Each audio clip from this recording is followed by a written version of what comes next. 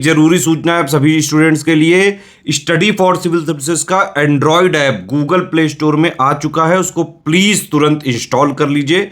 और अगर आप स्टडी फॉर सिविल सर्विसेज के सिर्फ ऐप से कोई भी कोर्स, कोई भी पीडीएफ परचेस करते हैं तो उसमें अप्लाई कूपन, अगर आप ज्ञान सर जो है आप उसमें अप्लाई करते हैं, ये कूपन कोड है, तो उसमें 20% फीस तुरंत माफ हो जाएगी, मतलब 20% डिस्काउंट तुरंत उसमें लग जाएगा। ज्ञान सर लिखना है, नॉर्मली ज्ञान सर स्मॉल लेटर में है सब कुछ, कोई स्पेस नहीं, कोई कॉलम नहीं, सिर्फ ज्ञान सर, GYANSIR। इस तरह से अगर कूपन कोड लगाते हैं आप ऐप में बाई करने से पहले, जो अप्लाई कूपन वाले में आता है, तो 20% का डिस्काउंट तुरंत मिलेगा। वीडियो देखिए। नमस्कार साथियों, स्वागत है आप सभी का स्टडी फॉर सिविल सर्विसेज में। ये हमारी क्लास है एनवायरमेंटल साइंस की, और जो टॉपिक हमारा यहाँ हम डिस्कस कर रहे हैं वो है वनों में हमने लास्ट क्लास में हमने शीतोष्ण पतझड़ वन, ठीक है, और इसके अलावा उष्णकटिबंधीय वर्षा वनों की चर्चा कर ली थी। आज की क्लास में हम आगे बढ़ेंगे और आज का जो हमारा टॉपिक होगा वो है साथियों बोरियल या उत्तरी शंकुधारी वन। ठीक, देखो भाई, शंकुधारी वनों को टैगा वन भी कहा जाता है। ये आर्कटिक टुंड्रा के नीचे एक सतत बेल्ट के रूप में उत्तरी अमेरिका एवं उत्तरी यूरेशिया तक फैले हुए हैं। दक्षिणी गोलार्ध में इस प्रकार के वन नहीं पाए जाते, यानी ये जो वन है साथियों केवल उत्तरी गोलार्ध में मिलेंगे, ध्यान रखना, क्योंकि इस अक्षांश पर बिल्कुल भी भूमि नहीं है।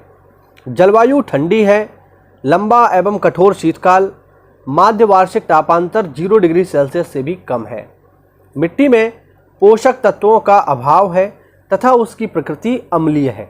ऐसे इलाकों पर यह मिलेगा। अब यहाँ पर जीव जंतु कौन से पाए जाते हैं, देखो, सदाबहार, शुष्कतारोधी व काष्ठीय वन शंकुधारी वनों के विशिष्ट लक्षण हैं।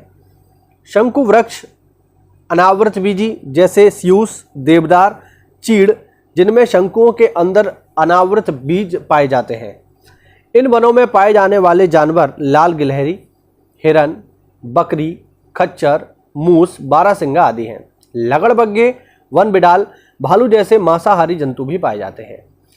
कुछ सामान्य पक्षी जैसे क्रॉसबिल, थ्रैशेस, बार्बलर्स, मक्खीमार, रॉबिन, गौरैया इन वनों में पाए जाते हैं। अब यहाँ पर आपको कुछ घास के मैदान की भी हम थोड़ा यहाँ पे चर्चा कर लेते हैं। चलिए देखिए, अगला जो हमारे वनों के प्रकार में आगे बढ़ रहे हैं हम, तो अब हम देखेंगे ग्रासलैंड, घास के मैदान। घास के मैदान वह क्षेत्र हैं जहाँ घास का बाहुल्य होता है। यह धरातल के लगभग 20% भाग को घेरे हुए हैं घास के मैदान, यहाँ पे घास पाई जाती है। यह उष्णकटिबंधीय व शीतोष्णकटिबंधीय दोनों क्षेत्रों में पाए जाते हैं। जहां वृक्षों की वृद्धि के लिए वर्षा की मात्रा पर्याप्त नहीं है, घास के मैदान विश्व के विभिन्न भागों में भिन्न भिन्न नामों से जाने जाते हैं। अब एक एक करके देखते हैं इनके नाम लोकल क्या हैं। जैसे देखो,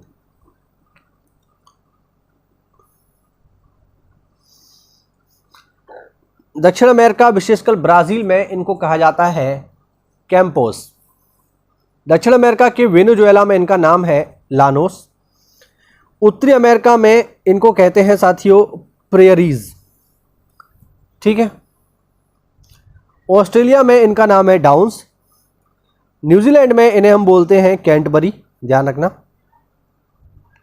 दक्षिण अफ्रीका में इन्हें कहा जाता है वेल्स। हंगरी में इन्हें बोलते हैं पुस्ताज। यूरोप तथा उत्तरी एशिया में स्टेपी।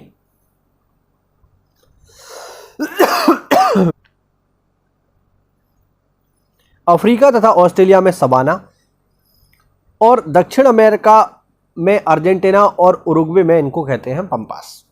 तो ध्यान रखना, महत्वपूर्ण है, ये नाम लोकल नेम है बट इंपॉर्टेंट है, पेपर में यहाँ से सवाल आता है।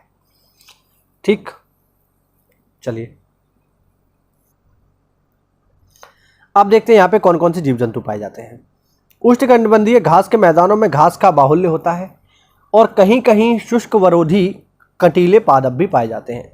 बेजर्स, लोमड़ी, गधा, जेब्रा, चिंकारा घास के मैदानों में चरते हुए पाए जाते हैं। यह दुग्ध और चमड़ा उद्योग का आधार है। घास के मैदानों में कृंतकों, सरीसृपों और कीटों की बहुत बड़ी आबादी पाई जाती है।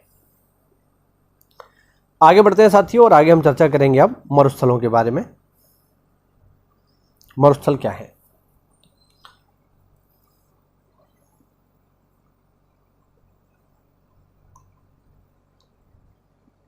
देखो भाई,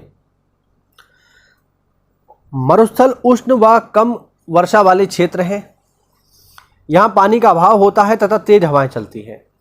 यहाँ तापमान अपनी चरम सीमा पर होता है। ये पृथ्वी के लगभग 1.7 भाग घेरे हुए हैं। अगर हम यहाँ देखें मरुस्थल में कौन कौन से जीव मिलते हैं, तो नागफनी, बबूल, कांटेदार नागफनी मरुस्थलीय पादपों के सामान्य उदाहरण हैं। मरुस्थलीय जंतुओं में छछूंदर, लोमड़ी, चूहा, खरगोश, ऊंट, बकरियां, सरीसृप तथा बिल बनाने वाले रोडेंट तथा अन्य कीट यहाँ पर पाए जाते हैं।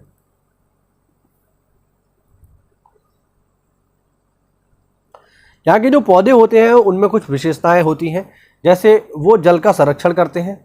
ये अधिकतर झाड़ियाँ ही होते हैं, इनमें पत्तियाँ नहीं होती, क्योंकि पत्तियाँ होंगी तो फिर ज़्यादा वाष्पीकरण होगा, पानी वैसे भी नहीं है।